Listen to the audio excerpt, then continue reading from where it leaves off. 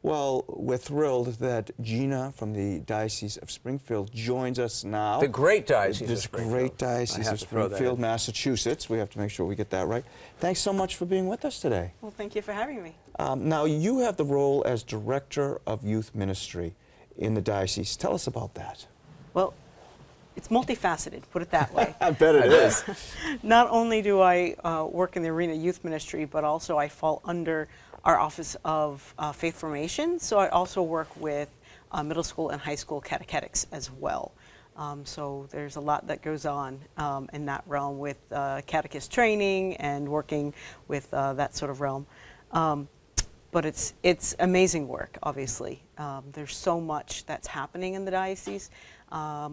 Working with the young people themselves directly, obviously making youth events for them that are meaningful, and then trying to work with their catechetical leaders and youth ministry leaders to make sure they're properly trained. So, Now, back in the day, Gina, when I was a young priest, I used to always be involved in youth ministry, and somehow I'm still doing it at the parish level. Love to be with the young people in my parish, Good Shepherd, and to see great things happening for them. But what are some of the challenges and also the opportunities that come from planning and hosting events for young people? well, in our diocese, a lot of the challenges are around the gatekeepers, around not having youth ministry leaders in every parish. So we rely really on our directors of religious education and the pastors to spread the word about youth events that are happening in the diocese. And parents, just getting the word out to them. So that's really been a challenge for us. Opportunities are endless, really, because when you talk to young people around the diocese and ask them things that they want to do, it's amazing to hear. They want to come to Mass. They do want to get involved in Catholic social teaching and service. They want to be out there. They want to be doing things. So it's finding that connection for each of these different young people, and really whatever that is, and then making events around that particular area. Well, you talk about events. I know that you're going to have Odd Walk Ministry, who've been right here on This Is the Day at one of those events. What are some of the events coming up? Well, we are having our youth rallies on April 1st and 2nd with Odd Walk Ministries. We're also this year, we're continuing to build upon the momentum that began with going to World Youth Day in Poland this summer.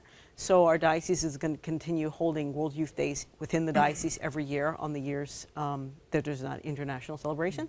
So we have our 32nd World Youth Day on July 8th, 2017, and then we're having some preparatory events that are going to lead up to that around the diocese at different parishes. And we're using the 5 different themes from the 5th Encuentro process to do those 5 events. Wow, that's great. Now, did you actually yourself go out to Poland? I did. You did? I did. So how was it? Oh, because my it looked gosh. great. We had it on Catholic TV, but was it just unbelievable? What were the kids' experiences? It was unbelievable. We had a group of 70 young adults from our diocese. Yeah, it was a big group. We had an amazing experience we were just outside of Wadowice where John Paul was born, so we spent a lot of time in walking where he grew up. So it was a really neat connection for us. But the crowds were amazing, the hospitality of the Polish people, it really was beyond. And then the vigil itself was just to see everyone, all the flags from the world, countries that I don't think I've ever seen at World Youth Day before that were there. It was just. What was your highlight for you? What would you say was the highlight of your trip? The highlight of my trip. Anything to do with the Pope? Yeah, I think it has to do with the Pope. We stood about 30 feet away from Pope Francis. Yeah, some of our group actually was about 5 feet away from him when he drove by in his motorcade. So nice. on more than one occasion, they were blessed for that experience. Oh, that's amazing. Yeah. Now, what about this morning? When we had all those great young people here in the living room with us. What does that do for you when you're in with a group of kids like that who are excited about their faith? Well, obviously, it makes me excited that there are young people. With attending World Youth Day, you get to see that there is hope for the church. It's not dying. There are young people that are sharing their faith, and it's making them realize that there are others out there just like them. They're not the only ones. And so when they get that excitement in them, it definitely can move them in good directions. Yeah, I find young people today, and I have a daughter who's a senior in high school and a son who's a sophomore and then a 5th grader. I find that they have great questions, and sometimes I think as adults we're afraid when people ask questions in one sense because we say, oh, I don't have the answer. But isn't it a great thing that these young people are wondering about their faith and asking these questions, how do we respond? As openly and honestly as we can.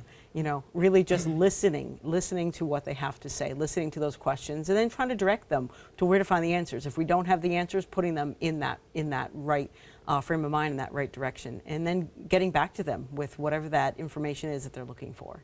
On a day-to-day basis, particularly for people who are working in parishes, for pastors like myself, what resources does the Diocese of Springfield provide to help people really connect with young people?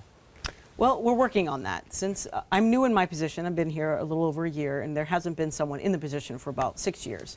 So really just building up the Office of Youth Ministry and getting resources and materials, and going out to the community like I'm doing tomorrow. I'm meeting with people that are interested in youth ministry and just talking about Youth Ministry Basics 101. What is it?